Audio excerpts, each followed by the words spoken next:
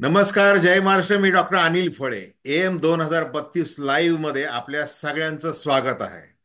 आपल्या सोबत आहेत हरीश केंची, राजकीय विश्लेषक आणि पत्रकार. आणि विषय आहे अमित शहा.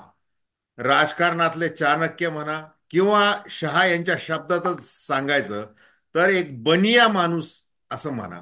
राजकारणाकडे अतिशय हिशोबपूर्वक ते पाहतात, एक व्यवसाय म्हणून ते पाहतात. अशी त्यांच्यावर टीका केली जाते आणि ती टीका बहुतांश खरी असल्याचं ते स्वतः देखील मान्य करतात. आता मराठवाड्यामध्ये त्यांनी एक परवा 2 दिवसापूर्वी छत्रपती संभाजीनगरला बैठक घेतली पदाधिकाऱ्यांची, कार्यकर्त्यांची. आणि त्यांना असं सांगितलं की तुम्ही मनोज जरांगे पाटील यांचं जे काही आंदोलन सुरू आहे आणि त्यांनी सामाजिक प्रश्न मांडत आपल्या भारतीय जनता पार्टी समोर जे काही राजकीय आव्हान उभं केलेलं आहे त्याची अजिबात काळजी करू नका. तुम्ही एक म्हणजे अपना बूथ सबसे मजबूत या दृष्टीने तुम्ही कामाला लागा. वेळ पडली तर शरद पवार आणि उद्धव ठाकरे यांचे कार्यकर्ते फोडा, असा थेटपणे संदेश दिलेला आहे. आंदोलनाच्या बाबतीत ते असं म्हणाले की गुजरातमध्ये जे पटेलांचं आंदोलन झालं होतं, आमच्यासमोर अशीच आव्हानं होती, तरी देखील आम्ही बहुमताने जिंकून आलेलो आहोत. त्याच्यामुळे तुम्ही मनोज जरांगे पाटील यांची काही काळजी करू नका, असं त्यांनी कार्यकर्त्यांना सांगितलेलं आहे. म्हणजे ज्या पक्षाने शिवसेना आणि राष्ट्रवादी फोडली, त्यांना सत्तेमध्ये आणून बसवलं आणि आता त्या नेत्यांना त्यांनी फोडलं, आता ते कार्यकर्त्यांना फोडणार आहेत. आणि पुढचं त्यांचं राजकारण त्यांना सुरू ठेवायचं आहे. विधानसभेमध्ये महाराष्ट्रामध्ये त्यांचं लक्ष मोठं आहे, अगदी बहुमत मिळवायचं आहे. जसं लोकसभा निवडणुकीमध्ये मिशन 45 होतं, आता विधानसभेमध्ये जे किमान बहुमत लागतं 145 म्हणजे 145, असं त्यांच्यासमोर लक्ष आहे. तर या संबंधी आपण अतिशय थोडक्यामध्ये चर्चा करणार आहोत. तर हरीशजी, मला सांगा की अमित शहा यांचं महाराष्ट्रामध्ये असं येणं आणि विभागवार त्यांनी बैठका घेतलेल्या आहेत आणि कार्यकर्त्यांना त्यांनी तोच एक मंत्र दिलेला आहे की तुम्ही तुमच्या बूथसाठी म्हणून कामाला लागा, बाकी आम्ही आम्ही आमचं सगळं बघून घेऊ. तर थोडंसं आपण विस्ताराने सांगावं. नाही, अमित शहाने जे आता सांगितलंय ते लोकसभेच्या वेळेलाही सांगितलं होतं ना. कार्यकर्त्यांनी ऐकलं का? मुळात प्रश्न असा आहे, ते घाईघाईनं का आले इथे? हरियाणातला प्रचार सोडून महाराष्ट्रात आले, कारण त्यांना आता निवडणुका घ्यायच्या आहेत. आणि आपल्याला माहित असेल की आता मुख्य निवडणूक आयुक्त जे आहेत ते त्यांच्या सहकाऱ्यांबरोबर महाराष्ट्रात येत आहेत, पाहणी करतायत आणि निवडणुकीची घोषणा ते पत्रकार परिषद घेऊन करतील. अशा वेळेला भारतीय जनता पक्षाकडे जे सर्वे आलेले आहेत, म्हणजे विविध संस्थांचे असतील किंवा स्वतःच्या पक्षाचे असतील, त्यामध्ये त्यांना आता ज्या 103 जागा आहेत त्यापैकी निम्म्या जागा येतील अशा प्रकारचा सर्वे तो आलेला आहे. त्यामुळे त्यांच्यात अस्वस्थता आहे. मग ह्याला जबाबदार कोण आहेत, काय आहेत, याच्या संदर्भातली सगळी माहिती त्यांना हवी होती. माहिती नाही, गृहमंत्री असल्यामुळे नाही असं नाही, परंतु त्यांना ती हवी होती. कारण मुंबईवर जी आर्थिक, सामाजिक, औद्योगिक अशी राजधानी आहे, त्याच्यावर त्यांना कब्जा मिळवायचा आहे. आता आहे तो सोडायचा नाही. याशिवाय गुजराती उद्योगपती जे आहेत ना, त्यांची रांग देखील शहा आणि मोदी यांच्या पाठीमागे उभी आहे की आम्हाला इथलं साम्राज्य आमच्या ताब्यात हवंय. हे शल्य त्यांचं महाराष्ट्रात मिळाल्यापासून आहे ते सगळंच. त्यामुळे त्या दृष्टिकोनातून ते बघतात की कोणत्याही परिस्थितीमध्ये महाराष्ट्रातली सत्ता, मुंबईवरची आपली सत्ता ही जाऊ देता कामा नये, ती आपल्याकडंच राहायला हवी. यासाठी जे काही करायचं असतील, साम दाम दंड भेद, काय करत असेल ते सगळे प्रयत्न करतील आणि सत्ता मिळवण्याचा प्रयत्न ते करत आहेत. ही एक परिस्थिती आहे. दुसरं महत्वाचं आहे की मागच्या लोकसभेच्या निवडणुकीत तुम्हाला आठवत असेल, काही दिवसापूर्वी अ, पक्षाध्यक्ष जे आहेत नड्डा यांनी असं सांगितलं होतं की आता आम्ही अक्षम राहिलेलो नाही तर सक्षम झालेलो आहे. त्यामुळे आता आम्हाला संघाची काहीही गरज राहिलेली नाही, आम्ही सगळं काही करू शकतो. नेमकं त्याच्या उलट अमित शहाने आता केलेलं आहे. संघाचे जे सरकार्यवाह आहेत, अतुल लिमये यांना महाराष्ट्राची धुरा त्यांनी सोपवली आहे. आणि समन्वयक, संबंध निवडणुकीच्या यंत्रणेचे समन्वयक म्हणून त्यांच्याकडे नेमलेला आहे. महाराष्ट्रात आले अमित शहा त्यावेळेला नागपूरला उतरले. नागपूरला उतरल्यानंतर ते संघाच्या कार्यालयात काही गेलेलं नाहीत. त्यांच्या स्वागतासाठी होतं कोण? तर देवेंद्र फडणवीस, रावसाहेब दानवे आणि बावनकुळे व इतर छोटे मोठे कार्यकर्ते होते. पण प्रामुख्याने एक जाणवतं, तिथे नितीन गडकरी काही नव्हते. जे नागपूरचे खासदार आहेत, दिल्लीमध्ये महाराष्ट्राचं प्रतिनिधित्व करतात, ते मात्र तिथे नव्हते किंवा त्यांना त्यावेळेला बोलवलं गेलं नव्हतं. आणि मग त्यांनी विदर्भातल्या सगळ्या जिल्हाध्यक्षांना, तालुकाध्यक्षांना बोलवून घेतलं. कारण विदर्भामध्ये लोकसभेत भारतीय जनता पक्षाला मोठा फटका बसलेला आहे. तो भरून काढण्यासाठी त्यांना या सगळ्या पद्धतीनं कामकाज करायचं आहे. तालुकाध्यक्ष आणि जिल्हाध्यक्षांनी जे काही अमित शहाना सांगितलं, त्यातून त्यांना काही वेगळा संदेश मिळालेला दिसतोय. तिथून ते आले, ते संभाजीनगरला आले, नाशिकला गेले, कोल्हापूरला गेले. प्रत्येक ठिकाणी त्यांनी स्थानिक जे तालुका प्रमुख आहेत किंवा जिल्हा प्रमुख आहेत यांच्याशी त्या त्या मतदारसंघातला कानोसा त्यांनी घेतला. त्यावेळेला त्यांना असं जाणवलं की इथे चलबिचल सुरू आहे, अस्वस्थता आहे, हे सगळं त्यांना दिसून आलेलं आहे. त्यामुळे आता असलेली भारतीय जनता पक्षाची ताकद कमी पडते आहे. म्हणूनच पवारांची टीम आणि ठाकरेंची टीम तोडा, फोडा आणि आपल्याकडे जोडा, असं त्यांना सांगावं लागलेलं आहे. हे एका बाजूला आहे. दुसऱ्या बाजूचं सत्य असं आहे की मराठा आंदोलन खूप मोठ्या प्रमाणामध्ये आता महाराष्ट्रामध्ये पेटलेलं आहे. ओबीसीचं आंदोलन पेटलेलं आहे, धनगराचं आंदोलन पेटलेलं आहे. या सगळ्या जाती जातींचे आंदोलन पेटले असताना ही सगळी मंडळी भारतीय जनता पक्षाच्या विरोधात गेलेले दिसतात. मग अशा वेळेला काय करायला हवं त्यांना? तरी देखील त्यांनी अशा प्रकारचं वक्तव्य संभाजीनगरमध्ये केलंय की पटेल जाट यांचे सगळे आंदोलन आम्ही बघितली, ही कशी संपवायची आम्हाला माहिती आहे, की ती संपून आम्ही गुजरातमध्ये बहुमतानं सत्तेवर आलेलो आहोत, हे सांगून कार्यकर्त्यांमध्ये दिलासा द्यायचा प्रयत्न केला. पण वस्तुस्थिती खूप वेगळी आहे.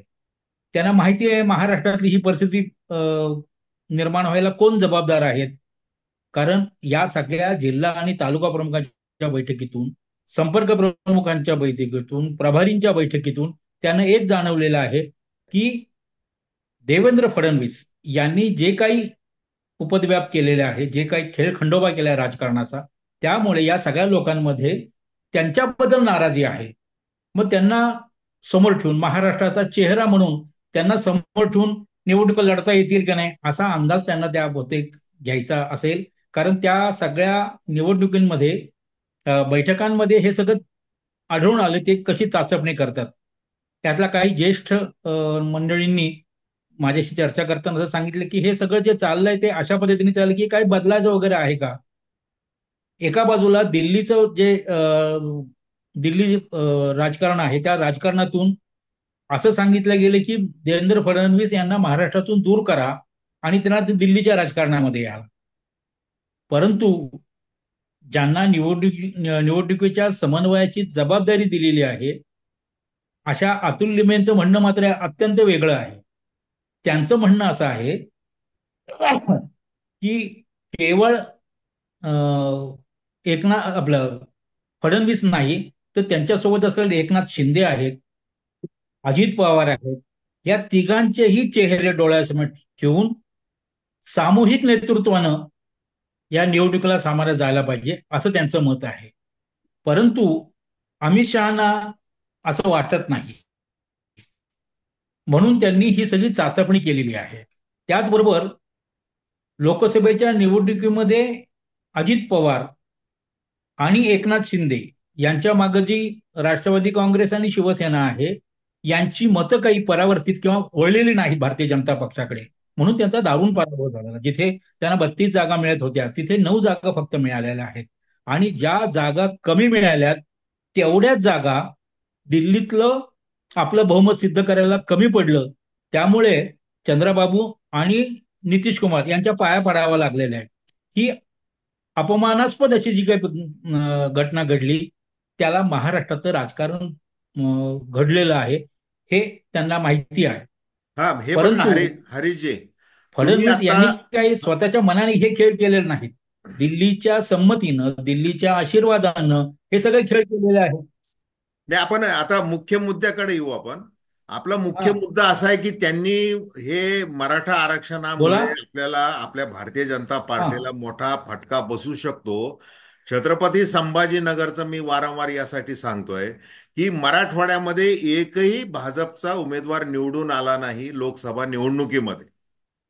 म्हणजे लातूर, तुमचं बरोबर. लातूर, जालना, नांदेड, परभणी, असं म्हणजे कुठंच त्यांचा निवडून आलेला नाही.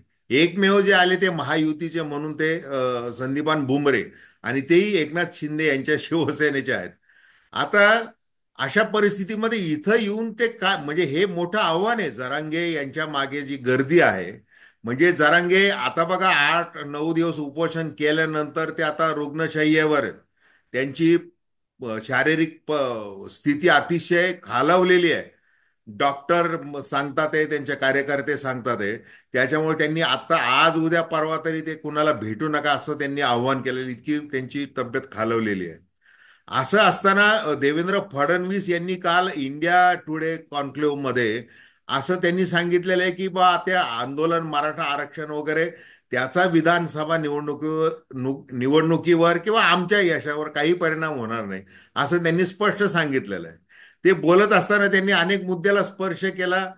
मुख्य म्हणजे त्यांनी सांगितले की आता त्यांना जे ओबीसी मधून आरक्षण पाहिजे, तर जरांगे पाटील यांची काय काय नवीन मागणी येत असते. मग कसं होतंय, आम्हाला जे द्यायचंय आम्ही ते त्यांना दिलेलं आहे. आणि असं करून त्यांनी तो वेगळा आक्रमक असा सूर लावलेला आहे. जो लोकसभा निवडणुकीमध्ये ते सावधतेने बोलत होते. परंतु अमित शहा आल्यानंतर आणि अमित शहा यांनी अतिशय थेटपणे वक्तव्य केलं की आरक्षणाची चिंता कार्यकर्त्यांनी करायची नाही, आंदोलनाची चिंता करायची नाही, आपलं काम करायचं आहे. म्हणजे इतर राज्यांमध्ये त्यांचा जो खास शब्द आहे की पन्ना प्रमुख, म्हणजे 1 बूथ 10 यूथ, म्हणजे ती जी मतदार यादी आहे हे त्याच्यावर सगळं बरोबर साधारणतः आहे. तीस तुम्ही तीस जी म्हणताय मतदारांची ना, हे नावं सगळं असतात. लोकसभेला होतं ना त्यांचं. हा, नाही, हे सगळं होतं ना लोकसभेला, तरी देखील त्यांचा पराभव झालेला नाही. पन्ना हा, प्रमुख असतील, अमुक असतील, अमुक हा, असतील, जे जे आपण सांगतायत ते सगळं होतं ना, हा. तरी देखील पराभव झाला. हम्म, मराठा आंदोलनानं त्यांना जो काही दणका दिलेला आहे तो त्यांना माहिती आहे ना काय झालेलं आहे. हम्म. परंतु त्यांना जास्त क्रेडिट द्यायचं नाही. जे काही आहे ते आम्ही करू असं त्यांना वाटतंय. म्हणून ते ज्या पद्धतीनं सामूहिक नेतृत्वाची चर्चा करतायत की एकनाथ शिंदे आणि अजित पवार आपल्या बरोबरच हवेत, याचं कारणच ते आहे की ते दोघंही मराठा आहेत आणि फडणवीस ब्राह्मण आहेत. ते मराठा आहेत त्यामुळे लोक मराठा मतदार त्यांच्या बरोबर येतील अशी त्यांना वाटत असल्या कारणानं ते आपल्या बरोबर असावेत असं त्यांचं मत आहे. परंतु एका बाजूला ते आंदोलनाला नावं ठेवतायत किंवा आंदोलनाला दुर्लक्ष करतायत. पण हे दोघांना बरोबर घेऊन मराठी मात्र आपल्याकडे आली पाहिजेत असं त्यांचा जो डाव आहे. परंतु त्यामागे वेगवेगळ्या कंबोरे त्या सगळ्या भेटी मागे आहे ते लक्षात घेतलं पाहिजे. नाही, आता हे बघा, महाराष्ट्राची निवडणूक जी आहे त्या त्यांनी नाही निवडणुकीत बरं का हरीजी, त्यांनी आतून तर धास्ती घेतलेली आहे, त्यांच्याकडे ते सगळे आकडेवारी आहे, सगळं ते दिसलेलं आहे. काल परवा अगदी काय की एका ओबीसी नेत्याने असे शब्द वापरले होते, म्हणजे जे फडणवीसांची जास्त स्तुती करतात आणि एकनाथ शिंदेवर आग ओकतात. त्यांनी असं म्हटलं होतं की जरांगे किती म्हणत असले तर ते कुत्र्याला बैलगाडी खालून जो कुत्रा चालतो त्याला जरी असं किती वाटलं की मराठा ताकदीमुळे भाजपचा पराभव झाला, तसं काही झालेलं नाही. हे फक्त हे बोलायच्या गोष्टी आहेत ह्या. परंतु आतून ते सगळे जे काही रिपोर्ट, जसं तुम्ही आता म्हणाला की केंद्रीय गुप्तचर खातं असेल किंवा राज्याचं गुप्तचर खातं असेल, त्याच्यातून जे काही परिणाम त्यांनी दिसायचे सर्वे त्यांना केलेत ना. कळालेले आहेत की ह्या आरक्षणाच्या आंदोलनाचा आपल्याला फटका बसलेला आहे. आणि आज तर अशी परिस्थिती आहे की गावागावामध्ये आता गावबंदी सगळ्या पुढाऱ्यांना करायचं असे जरांगेंची माणसं ते म्हणायला लागलेले आहेत.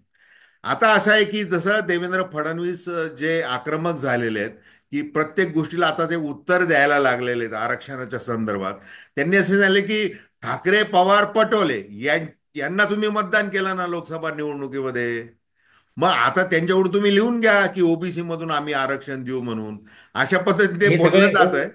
त्याच्यात दुसरा एक हे पदर सगळं असा आहे, राजकारण आहे. मला नाही सांगा. दुसरा एक नाही पदर नाही. असा आहे की जरांगे यांना यांच्या मागण्या अगदीपासून ऐकल्या.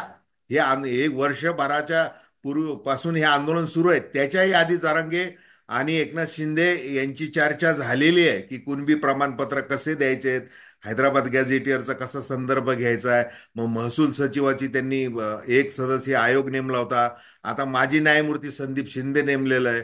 मग आता ह्या सगळ्या परिस्थितीचा विचार न करता केवळ आपल्यावर आग पाकाड होतीये असं म्हटल्यानंतर आता देवेंद्र फडणवीस आक्रमक झालेले आहेत. आणि मग एव्ही तेव्ही आपल्याला लोकसभेमध्ये जसा फटका बसला तसा विधानसभेमध्ये काय व्हायचं ते होऊ द्या, अशा इरेने ते पेटलेले दिसतात आहेत आता. तुम्ही आता जे काय सांगताय ना, हे सगळं सामान्य नागरिकांना सगळं माहिती आहे, नाही हा. असं नाहीये. हम्म. परंतु त्याच्यामध्ये महत्वाचं आहे, आताच फडणवीस अग्रेसिव्ह का झाले?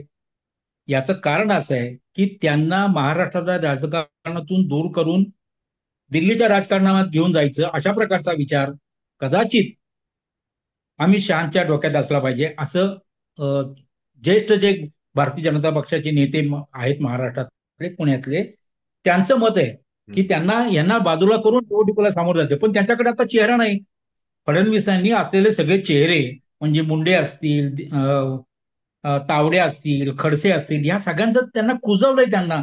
त्यामुळे आता भारतीय जनता पक्षाकडे एकही चेहरा नाही की जो फडणवीसांनी दिल्लीत घेऊन गेल्यानंतर इथं काही निवडणुकीला सामोरं जातील. परंतु भारतीय जनता पक्षाच्या वरिष्ठ नेतृत्वानं जे काही सांगितलेलं आहे त्या पद्धतीनं फडणवीस बोलत आहेत. जरांगेंना किंमतच द्यायची नाही म्हणून त्यांनी पक्षातल्या अनेक मराठा समाजाच्या नेत्यांना जरांगेवर सोडलेलं आहे. ते जरांगेबद्दल अवाच्या सव्वा काहीही बोलतायत, पण त्यांना हे लक्षात येत नाही की लोकांच्या भावना या जरांगेची निगडीत आहेत. जरांगे पाटलांच्या जी भूमिका किंवा जरांगे पाटील जी आंदोलन करतायत ती मराठा समाजाच्या लेकरांसाठी करतायत, त्यांच्यासाठी ही मंडळी झटतायत. असं ज्यावेळेला वाटतंय त्यावेळेला ही मंडळी सगळी भारतीय जनता पक्षाच्या विरोधात जात आहेत असं दिसून आलेलं आहे आणि येण्याची शक्यताही आहे. त्यामुळे इतर मतं जी आहेत ती कशी आपल्याकडे येतील यासाठी त्यांनी प्रयत्न केलेले आहेत. दुसरा महत्वाचा मुद्दा मला सांगायचा तो असा की अमित शहांना महाराष्ट्रामध्ये मराठी नेते मिळालेले नाहीत का? कारण मराठी नेते इथे असताना देखील त्यांनी त्यांना कधीही हात लावलेला नाही किंवा त्यांच्याकडे जबाबदारी दिलेली नाही. ज्या वेळेला महाराष्ट्र लोकसभेच्या निवडणुकीत पराभव झाल्यानंतर दिल्लीतल्या 2 केंद्रीय मंत्र्यांना महाराष्ट्राची प्रभारी म्हणून नेमणूक केली. भूपेंद्र यादव आणि अश्विनी वैष्णव हे 2 मंत्री आहेत, त्यांच्याकडे महाराष्ट्राची धुरा गेली. दिल्लीत गडकरी नव्हते का? उलट गडकरींना ही जबाबदारी देण्याची गरज होती. इतर अनेक मंत्री होते ना तिथे महाराष्ट्रातले, पण त्यांना ती दिलेली नाही. एवढंच नाही तर महाराष्ट्रातल्या सगळ्या 5-6 विभागामध्ये जे प्रभारी नेमलेत आत्ता हे सगळे परप्रांतीय आहेत. हम्म. कळलं की नाही?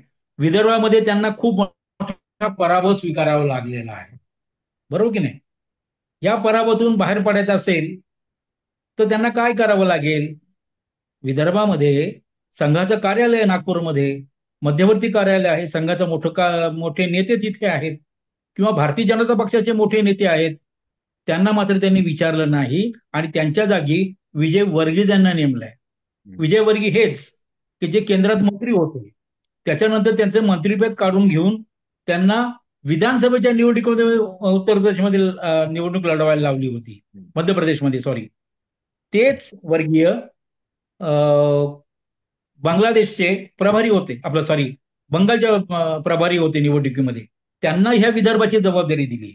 म्हणजे ते मराठी नाहीत, अमराठी आहेत. त्याच्यानंतर केंद्रीय मंत्री प्रल्हाद पटेल यांच्याकडे यवतमाळ आणि वर्धा या 2 जिल्ह्याची जबाबदारी त्यांना दिली. म्हणजे विदर्भामध्ये 2 केंद्रीय मंत्री त्यांनी प्रभारी म्हणून दिलेले आहेत. गुजरातचे आमदार आहेत अमित ठक्कर म्हणून, त्यांच्याकडे नाशिक आणि नाशिकची जबाबदारी दिली आहे. आणखीन एक आमदार आहेत अनिल जैन म्हणून, त्यांच्याकडे नगरची जबाबदारी दिलेली आहे. संभाजीनगरसाठी राष्ट्रीय कार्यकारिणीचे सचिव आहेत अरविंद मेनन, यांना ती संभाजीनगर आणि मराठवाड्याची जबाबदारी दिलेली आहे. पुणे आणि पश्चिम महाराष्ट्रासाठी राज्यसभेचे सदस्य कर्नाटकचे सी टी रवी म्हणून आहेत, त्यांच्याकडे ती जबाबदारी दिली आहे. भंडारा गोंदियासाठी उत्तर प्रदेशचे आमदार नरोत्तम मिश्रा यांच्याकडे ती जबाबदारी दिली. याचा अर्थ संपूर्ण महाराष्ट्राची निवडणुकीची जी यंत्रणा आहे किंवा जे प्रभारी आहेत हे सगळे परप्रांतीय अमराठी आहेत. मग मराठीत महाराष्ट्रामध्ये नाहीत का? भारतीय जनता पक्षाचे नेते नाहीत का की जे महाराष्ट्राची निवडणूक लढवू शकतात, ज्यांना महाराष्ट्राची निवडणूक माहिती आहे, लोकमानस माहिती आहे, महाराष्ट्राची नाळ माहिती आहे? असे सगळे नेते असताना त्यांना डावलून या परप्रांतीय अमराठी लोकांकडे ही सोपवली संबंध यंत्रणा. यामुळे भारतीय जनता पक्षाच्या कार्यकर्त्या नेत्यांमध्ये, स्थानिक नेत्यांमध्ये, जुन्या जाणत्या संघ विचाराच्या कार्यकर्त्या नेत्यांमध्ये एक अस्वस्थता आणि चलबिचल झालेली आहे. त्यामुळे ह्या निवडणुकीमध्ये वेगळा परिणाम होईल का? काही सांगता येत नाही. कारण या लोकांना महाराष्ट्राचा नकाशा माहिती आहे, पण जिल्ह्यांचा नकाशा माहिती आहे का? जिल्ह्याचं राजकारण माहिती आहे का? जिल्ह्यातलं जातीय समीकरण माहिती आहे का? तर काही नाही. ते सगळं इथल्या स्थानिक कार्यकर्त्यावर अवलंबून राहणार आहे. परंतु अशा सगळ्या ज्येष्ठ नेत्यांना बाजूला सारून अमित शहानी यांना नेमलं आणि जिल्हा आणि तालुका स्तरावरच्या नेत्यांना बोलावून घेऊन त्यांच्याशी सल्लामसलत केलेली आहे. एक प्रकारे इथल्या भारतीय जनता पक्षाच्या वरिष्ठ नेत्यांना, ज्येष्ठ नेत्यांना डावललं गेलेलं आहे किंवा त्यांना दुर्लक्षित केलेलं आहे. हे इथं महत्वाचं आहे, हे लक्षात घेतलं पाहिजे. यामुळे या सगळ्या कार्यकर्त्यांमध्ये, नेत्यांमध्ये थोडीशी अस्वस्थता आहे. त्याचा परिणाम आपल्याला भोगावा लागेल हे या नेत्यांना वाटतं, पण त्यांना वाटत नाही. दुसरा आणखी एक महत्वाचा मुद्दा, लोकसभेच्या निवडणुकीमध्ये एकनाथ शिंदे यांच्या शिवसेनेची मतं आणि अजित पवार यांच्या राष्ट्रवादीची मतं भारतीय जनता पक्षाकडे वळलेली नाहीत. ही वळलेली नाहीत हे माहिती असल्या कारणाने लोक विधानसभेमध्ये तसंच होईल का याची शक्यता, याची खात्री अमित शहांना वाटत नाही. म्हणून त्यांनी 170 जागा लढवाव्यात. त्या कोणत्या लढवाव्यात यासाठी त्यांचं विचारमंथन आता सुरू आहे. 170 जागा लढवल्या म्हणजे आपल्याला स्वतःच्या बळावर सत्ता स्थापन करता येईल. कोणत्याही परिस्थितीमध्ये सत्ता स्थापन करायची, सत्ता आपल्या हातातच ठेवायची, हा चंग अमित शहानी बांधला असल्या कारणानं त्यांनी हे सगळं केलेलं आहे. पण ज्येष्ठ नेत्यांचं म्हणणं आणखीन वेगळं आहे. हे सगळं करताना नड्डा कुठे आहेत? नड्डा हे राष्ट्रीय अध्यक्ष आहेत ना, त्यांना काय त्या बरोबर आणलं नाही. आणि कोणत्या अधिकारामध्ये अमित शहानी हे सगळं चालवलेलं आहे? संघटनेतली कोणतीच पदे, ते सत्तेच्या राजकारणामध्ये गृहमंत्री आहेत, ज्येष्ठ नेते आहेत, परंतु पक्षाच्या चौकटीमध्ये कुठलंच पद त्यांच्याकडे नाही. अशी चर्चा या सगळ्या ज्येष्ठ नेत्यांमध्ये सुरू आहे. आणखीन एक महत्वाचं आहे, अमित शहा डिस्टर्ब आहेत. याचं कारण असं की पक्षाध्यक्षपद जे आहे ना, जे गेले 3 महिने रिकाम आहेत, नड्डांची मुदत संपलेली आहे, परंतु नव्यानं पक्षाध्यक्ष नेमण्याची पूर्तता अद्याप झालेली नाही. राष्ट्रीय स्वयंसेवक संघानं संजय जोशी यांचं नाव पुढे केलेलं आहे. संजय जोशी आणि मोदी या दोघांमध्ये 36चा आकडा आहे. संजय जोशी यांचं राजकीय चारित्र्य हनन केलेलं आहे. त्यांचं राजकीय जीवन उद्ध्वस्त करायचा प्रयत्न काही लोकांनी केलेला आहे. त्यामुळे काही दिवस संजय जोशी बाहेर होते, परंतु आता संघाला त्यांची गरज पडलेली आहे. त्यामुळे पक्षाध्यक्ष संजय जोशी यांना करायचं, अशा प्रकारचा होरा राष्ट्रीय स्वयंसेवक संघाचा आहे. हे जेव्हा ह्या मोदी आणि शहा यांना समजलं, त्यावेळी त्यांनी विरोध केला त्यांना आणि त्यांनी पर्याय म्हणून शिवराज सिंगाचं नाव दिलं. पण शिवराज सिंग चौहान, मध्य प्रदेशचे माजी मुख्यमंत्री, यांचंही काही मोदींशी पटलेलं नाही. त्यामुळे त्यांनी त्यालाही विरोध केला. मग संघाने तिसरं नाव काढलं ते राजस्थानच्या ज्या वसुंधरा राजे आहेत त्यांना पुढे केलंय, परंतु त्यालाही त्यांचा विरोध आहे. त्यामुळे ह्या सगळ्याच घडामोडीमध्ये संघाला देखील अमित शहा यांना दाखवून द्यायचंय की आम्ही केवळ तुमच्याशी बरोबर आहोत, परंतु तुमच्यावर अवलंबून नाही, हे त्यांना दाखवून द्यायचं आहे. म्हणून नागपूरला आले, पण संघ कार्यालयात गेले नाही, संघाच्या नेत्यांना भेटले नाही. मागच्या लोकसभेच्या निवडणुकीमध्ये मोदी देखील नागपूरच्या प्रचाराला गेले, पण गडकरींच्या प्रचाराला नाही गेले. ते नागपूरमध्ये त्यांनी मुक्काम केला. मुक्काम असतानाही ते संघ कार्यालयात गेले नाहीत, त्यांना भेटायला गडकरी गेले नाहीत. हे जे भारतीय जनता पक्षामधलं द्वंद्व आता सुरू आहे ना, त्याचा परिणाम या निवडणुकीमध्ये होण्याची शक्यताही नाकारता येत नाही. त्यामुळे ते अत्यंत सावध झालेले आहेत. आणि जे नव्या दमाचे कार्यकर्ते आहेत, नव्या दमाचे लोक आहेत, यांना पुढे आणण्याचा प्रयत्न त्यांचा सुरू आहे. कदाचित 103 जे आमदार आहेत यातले निम्मेहून नवीन आमदार, उमेदवारी. निम्म्याहून आमदार ते बदलले जातील आणि नवे लोक येतील, अशी शक्यता असल्याने ह्या सगळ्या प्रस्थापित आमदारांमध्ये अस्वस्थता आहे. त्यामुळे ते पक्ष सोडून जाण्याच्या मनस्थितीमध्ये पण आहेत. ही अशी विचित्र परिस्थिती भारतीय जनता पक्षामध्ये महाराष्ट्रात झालेली आहे. याची नोंद अमित शहानी घेतलेली आहे. त्या दृष्टिकोनाने त्यांची वाटचाल सुरू आहे आणि त्यांनी जसं मार्गदर्शन केलेलं आहे तशा पद्धतीनं फडणवीस आणि इतर लोक वागतायत असं दिसून येतंय. यावर वा. तुमचं मत काय?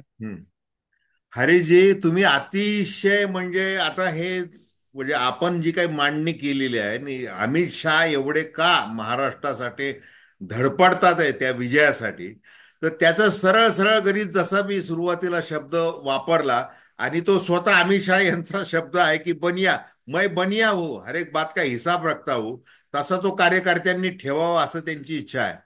आता तुम्ही जो अगदी यादीच तुम्ही वाचून दाखवली आहे, म्हणजे असं तुम्ही मोगम वक्तव्य केलेलं नाही की कोण कुणाला त्यांनी परप्रांतातल्या कुठल्या नेत्याला, कुठल्या माजी आमदाराला, खासदाराला पाठवलंय महाराष्ट्रात आणि नेमकं ते कुठं पाठवलेलं आहे याचे तुम्ही नावांची यादीच वाचून दाखवलेली आहे. हो, हो.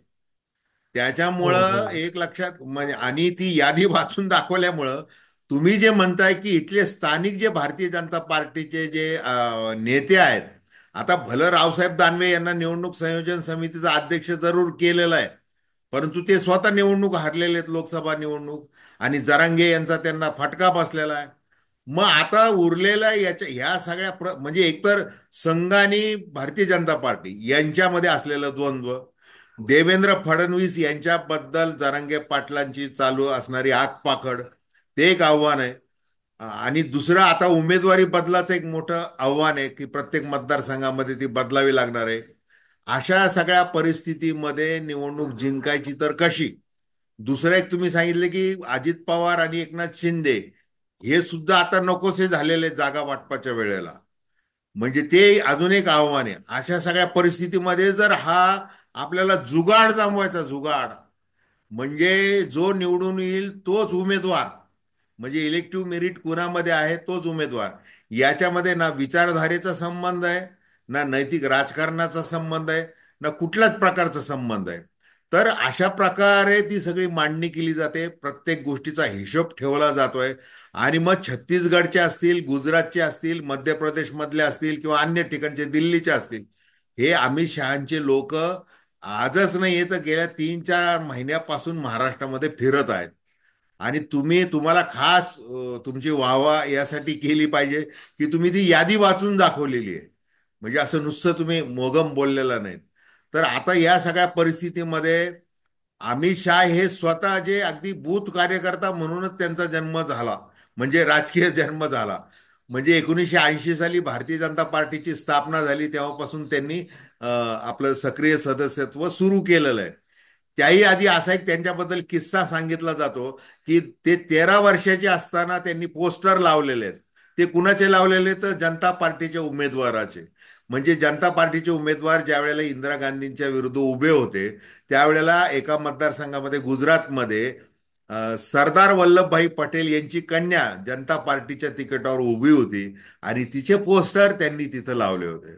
आणि मग नंतर एकदम त्यांचं जे म्हणीबेन. काही दरम्यानच्या काळामध्ये जे अमित शहा नावाचं जे काही गारुड या पूर्ण भारतीय राजकारणावर आलं, मग पूर्वी लोटस ऑपरेशन असेल, सगळे गोष्टी असतील. हा, बोला बोला. पूर्वीची जी भाजप होती ना ती पूर्णपणे वेगळी होती. हा. तिथे मूल्याधिष्ठित राजकारण चालत होतं. हम्म. पक्षाची काही मूल्य होती, विचारधारा होती, त्याच्यावर पक्ष चाललेला होता. चाल, चेहरा आणि चरित्र हो.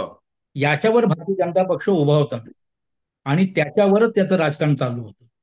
परंतु ज्या वेळेला नवं नेतृत्व भारतीय जनता पक्षाने स्वीकारलं, त्यावेळेला हे जुनं सगळं अ, हम्म. मूल्याधिष्ठित राजकारणाला तिलांजली दिली त्यांनी. हम्म. आणि चोईचं राजकारण जे होईल, फायद्याचं राजकारण जे होईल, सत्तेसाठीचं राजकारण, खुर्चीसाठीचं राजकारण, यासाठीच त्यांनी आपली सगळी ताकद वापरली, सत्ता मिळवली. त्यासाठी साम दाम दंडभेद सगळे वापरले. इव्हन सोशल मीडियामध्ये अगदी गॉसिप्स, वेगवेगळ्या प्रकारच्या खोट्या पोस्ट टाकून वातावरण बदललं.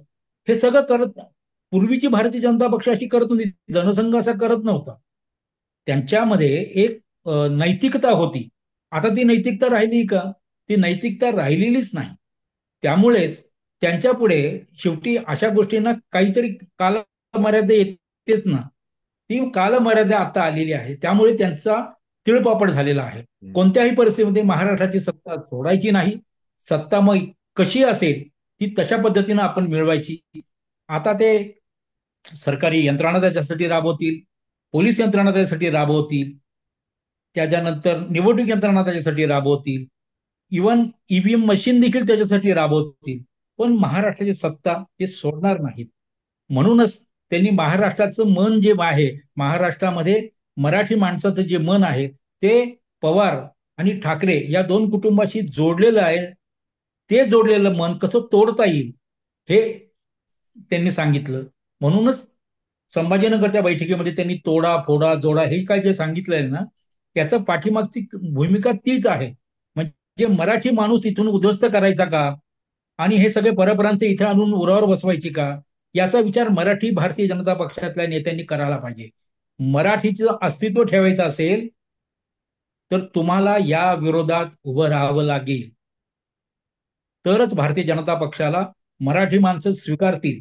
अन्यथा त्यांना त्यांचा मार्ग मोकळा आहे. मराठा समाज ज्या पद्धतीनं उभा आहे तसा धनगर समाजही मोठा आहे, तोही उभा राहतोय.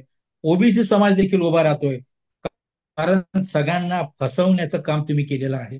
ज्या वेळेला बारामतीला पडळकर उपोषणाला बसले होते, त्यावेळेला देवेंद्र फडणवीस बारामतीला गेले, दोन त्यावेळेला ते हजार विरोधी पक्ष चौदा मध्ये नेते त्याच्या आधी 13 मध्ये त्यावेळेला ते हा, म्हणजे असं म्हणाले मुख्यमंत्री होते, होण्याच्या आधी. हा, बरोबर.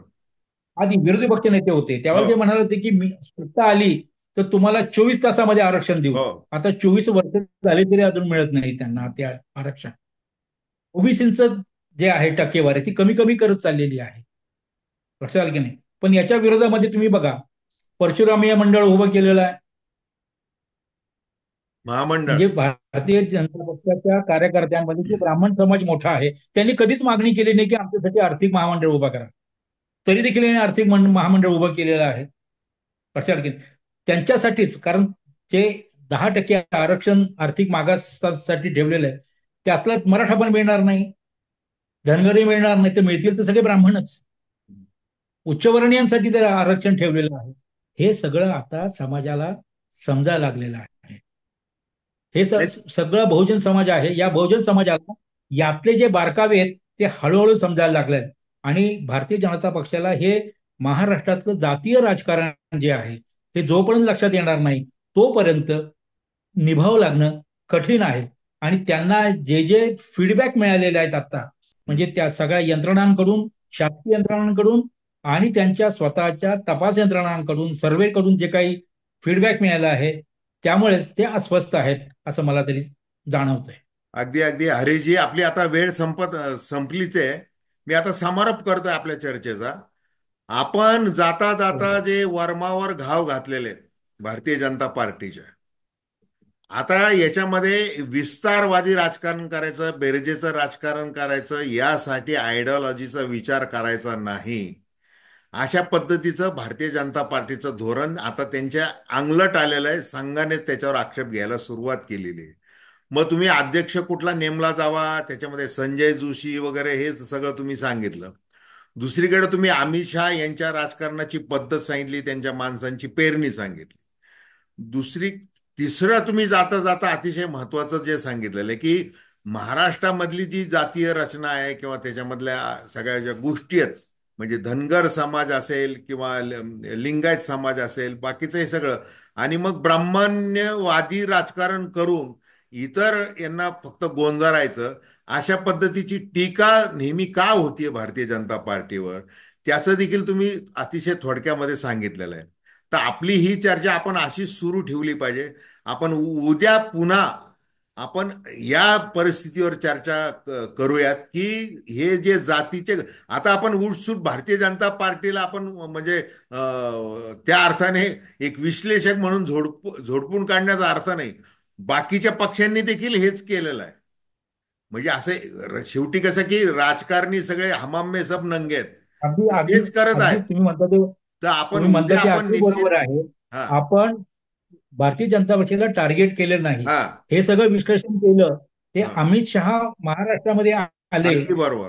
आणि सगळ्या विभागामध्ये त्यांनी बैठका घेतल्या, ज्या पद्धतीने बैठका घेतल्या हो. आणि ज्या पद्धतीने वक्तव्य केलेलं आहे, त्याच्यामुळे हा एपिसोड आपण करतो आहोत. अगदी अगदी. वास्तविक भारतीय जनता पक्ष काही टार्गेट आपल्याला नाही. ते आपल्या स्वतः. सगळ्या पक्षांना बरोबर टार्गेट आहे. करायला लागेल. कारण बरोबर. सगळ्याच पक्षांनी सामान्य मराठी माणसाची, गरिबांची अवहेलनाच केलेली आहे. बरोबर. त्यांना गृहीत धरलेलं आहे. हे बरोबर. गृहीत धरणं माणसाला, गरीब माणसांना हे जाचणार आहे. ते त्यांचं हिसका मतदानातून नक्की दाखवतील असं मला वाटतंय.